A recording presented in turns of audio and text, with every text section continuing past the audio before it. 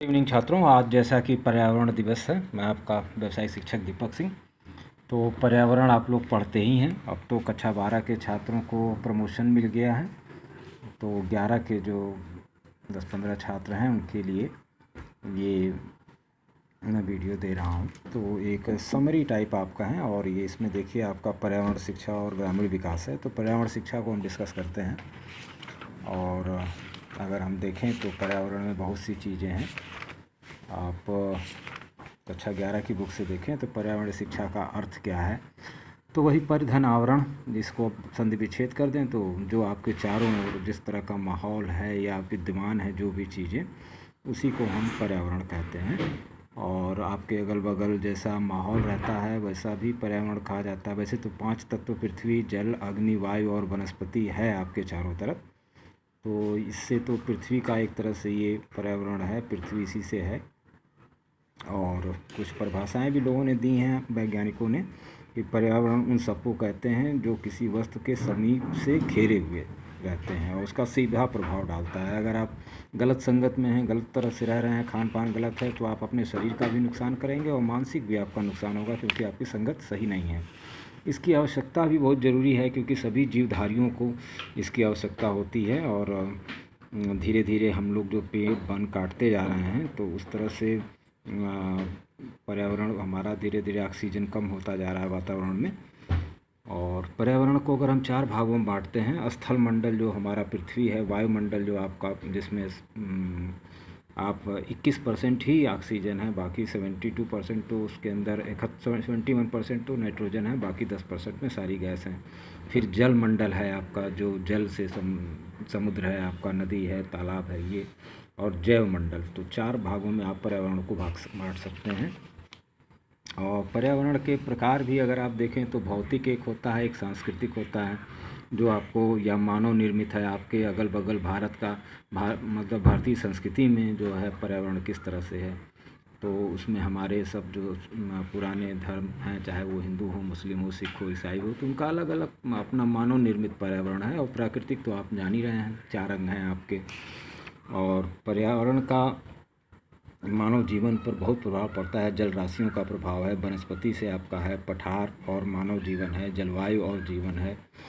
तो ये सब चीज़ें हैं, और छात्रों को ये बहुत ज़रूरी है। संसाधन शक्ति क्या है, पर्यावरण से आपको ऊर्जा भी मिलती है, जल भी मिलता है, वायु भी मिलता है, तो ये पर्यावरण से ही आपको प्राप्त होता है। तो अगर आप जल हवा को ख़राब करेंगे तो पवन से भी ऊर्जा मिलती है, जल से आप ख़राब करेंगे तो जल से भी आपको ऊर्जा मिलती है, वायु आप ख़राब करेंगे वायु से भी आपको ऊर्जा मिलती है। तो ये संसाधन है पर्यावरण के। और अगर हम पर्यावरण को वर्गीकरण कर दें तो एक तो जैविक हो जाता है, एक अजैविक होता है। तो जैविक में सब पशु पक्षी कीट मकोड़े आ जाते हैं। अजैविक वो है जिसमें के अंदर जान नहीं है, तो जलवायु है, भूमि है, जल है, हवा है, सौर ऊर्जा है, ताप है, पर्वत है, पठार है।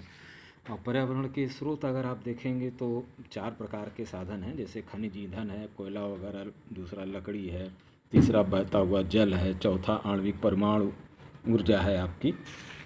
ये पर्यावरण है आपका। और कुछ अपरंपरागत स्रोत हैं, जैसे सोलर एनर्जी आप लोगों ने इसमें बना लिया है, पवन ऊर्जा से हम लेते हैं, ज्वार शक्ति से, ज्वार भाटा से भी बिजली पैदा होती है, भूतापीय ऊर्जा से भी जो है बहुत बिजली को उत्पन्न किया जाता है।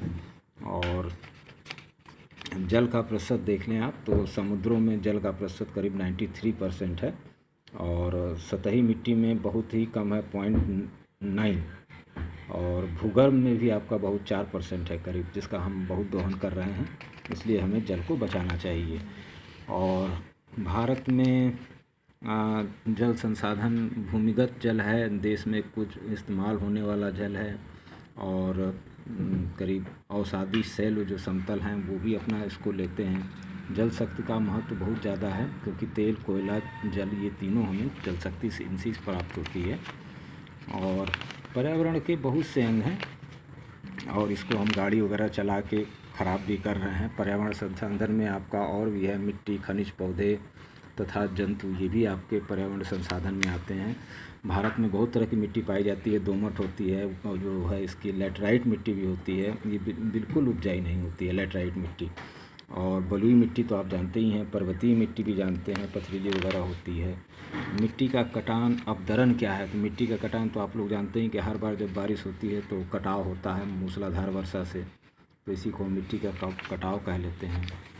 और अगर इसमें और अच्छे अच्छे टॉपिक्स देखे जाएं तो पर्यावरण में क्योंकि सारी चीज़ें हमारे पास हैं। देखिए वन जो है हमारा, इसके लिए वन संरक्षण अधिनियम बना था 1980 में कि पेड़ नहीं काटे जाएंगे, और संशोधन 88 में हुआ था। तो इसका उद्देश्य वही था कि वन को जो है काटा जाए, ना काटा जाए। इसके लिए अभी जो गुजर गए हैं सुंदरलाल बहुगुणा जी, तो इन्होंने ही एक चिपको आंदोलन चलाया था जिसमें कि लोग पेड़ से चिपक गए थे जाके, ताकि कोई उसे काट ना पाए। इस आंदोलन का नेतृत्व मेघा पाटेकर जी कर रही थी। तो संसाधन और जनसंख्या विस्फोट अक्सर पूछता है, तो जनसंख्या विस्फोट वही है कि अगर जो है आबादी अगर ज़्यादा होगी तो जनसंख्या बढ़ेगी तो गाड़ियाँ बढ़ेंगी, प्रदूषण बढ़ेगा, हवा का प्रदूषण होगा, तमाम तरह की चीज़ें आपको जनसंख्या विस्फोट का यही मतलब है आपके कि जनसंख्या 1 किलोमीटर में इतने ज़्यादा आदमी रहेंगे तो उतनी गाड़ियाँ चलेंगी, उतना कार्बन डाइऑक्साइड निकलेगा। तो इसका उपाय भी किया गया था, परिवार नियोजन लगाया गया था, जनसंख्या शिक्षा बच्चों को समझाई गई इसमें है, और मैं इसको आगे भी दूंगा आप लोगों को धीरे धीरे। तो एक समरी दे रहा हूँ चूँकि आज पर्यावरण, बढ़ती जनसंख्या पर पर्यावरण का प्रभाव, सीधी बात है, आप इसको समझ सकते हैं। जनसंख्या बढ़ेगी तो भोजन में कमी होगी, भवन, ईंधन, कृषि, योग्य भूमि, सब में कमी होती चली जाएगी। तो मनुष्य पर पर्यावरण का प्रभाव क्या पड़ सकता है, आसानी से आप इसे समझा सकते हैं।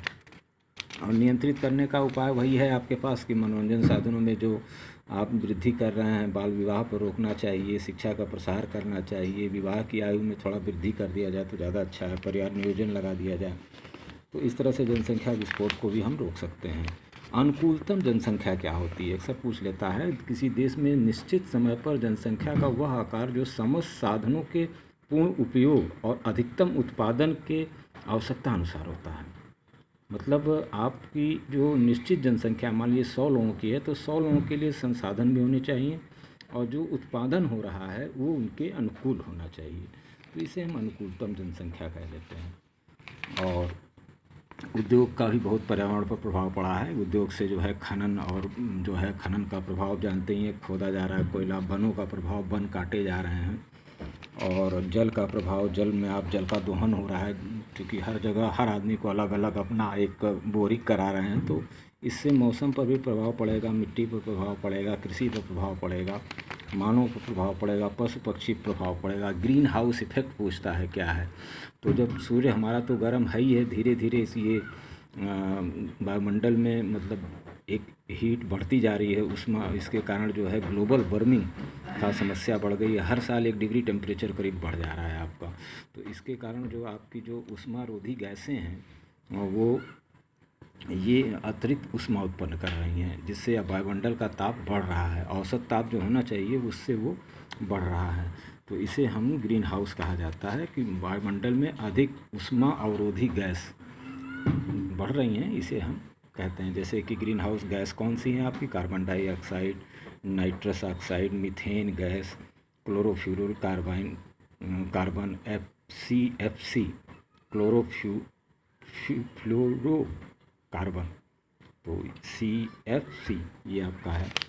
तो छोटे छोटे सवाल इससे आते हैं। और आधुनिक कृषि पर भी पर्यावरण का प्रभाव हो रहा है। रासायनिक खाद हम लोग ज़्यादा यूज कर रहे हैं जिससे हमारी मिट्टी की उर्वरक क्षमता कम होती जा रही है, और जो हम डाई यूरिया पोटास ले रहे हैं वो सीधे आलू में देखिए, तो आलू आजकल एकदम ख़राब होता जा रहा है, तो ये आपका है।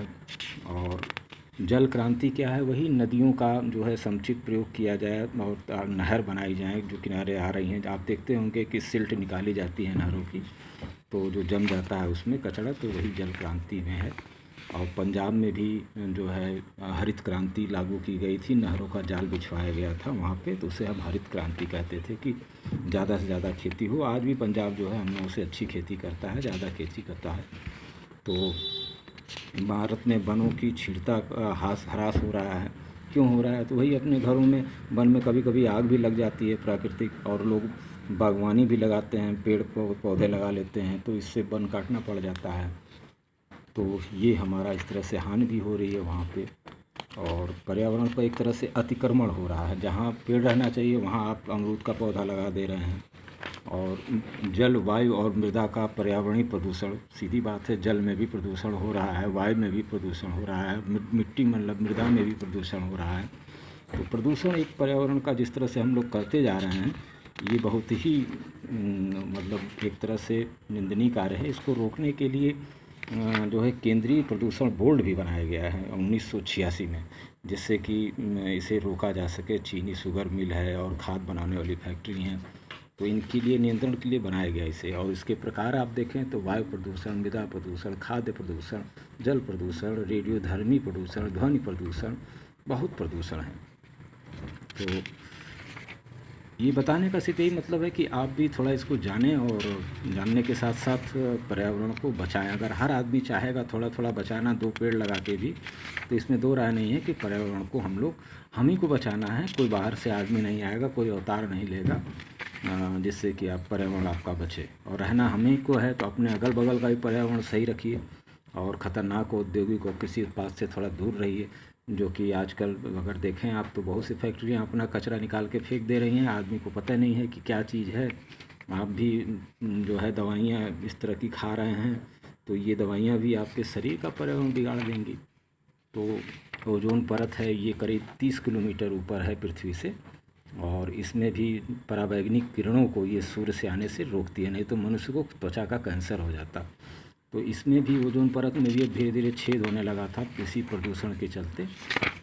तो चिकित्सीय दवाई, एलोपैथिक दवाइयाँ हैं, जो ये अब कीटनाशक दवाइयाँ खेत के लिए और एलोपैथिक दवाई आपके शरीर के लिए, इसका कहीं ना कहीं नेगेटिव तो रहता ही है, इसमें दो राय नहीं है।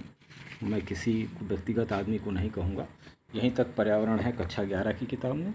और कक्षा 12 की किताब में अगर हम हेडिंग्स को देखें तो लगभग वही चीज़ है कि आपका, हम इसको हेडिंग से ही देख लेते हैं, पर्यावरण शिक्षा क्या महत्व है, क्यों ज़रूरी है आपको पढ़ना, स्कूल में पर्यावरण क्यों पढ़ाना ज़रूरी है, वन संसाधन क्या है, इसके विनाश के कारण क्या हैं, जल स्रोत आपका क्या है, व्यवसायिक संकट, मतलब कि कोई भी व्यवसाय अगर आप करते हैं तो उसमें यांत्रिक जोखिम भी हो सकता है, मशीनरी में भी, और आपके काम धाम संगठनीय जोखिम भी हो सकता है। तो सही ढंग से अगर आदमी रखे तो व्यवसायिक संकट में बिजनेस प्रॉब्लम्स हैं ये।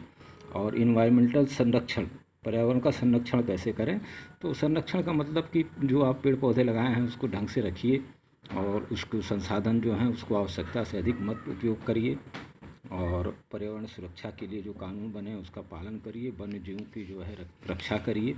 वही आपके पर्यावरण के वो भी अंग हैं, चाहे वो गिद्ध हो या गौरैया हो।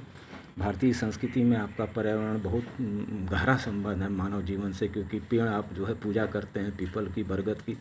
तो ये सब इसीलिए संस्कृति से जोड़ दिए गए थे कि आदमी जो है अगर बहुत जानकार नहीं होगा, तो पहले के लोग इतने जानकार नहीं होते थे कि ऑक्सीजन दे रहा है, कि कार्बन दे रहा है। तो पीपल, बरगद पेड़, आज तो उसका बहुत ज़्यादा महत्व है, आप लोग यूट्यूब में सुन रहे हैं, जान रहे हैं। लेकिन ये शुद्ध वायु देता है, इसीलिए इसको हम पर्यावरण का, तो ये टॉपिक मोटा मोटा 12 से है और 11 से है। बहुत बहुत धन्यवाद छात्रों, और मैं सुनता हूँ कि पर्यावरण को आप समझने की कोशिश करेंगे। Many thanks. यूट्यूब पे बहुत सी चीज़ें आपको मिल जाएंगी, एक एक कंटेंट मेरा मिल जाएगा, और उससे भी समझ लीजिए कुछ, थोड़ा इससे भी समझ लीजिए। ये बहुत आसान पेपर रहता है, और इसमें जानकारी अधिक, 100 नंबर का पेपर है, नंबर 70 से नीचे कोई नहीं पाता है। Many thanks.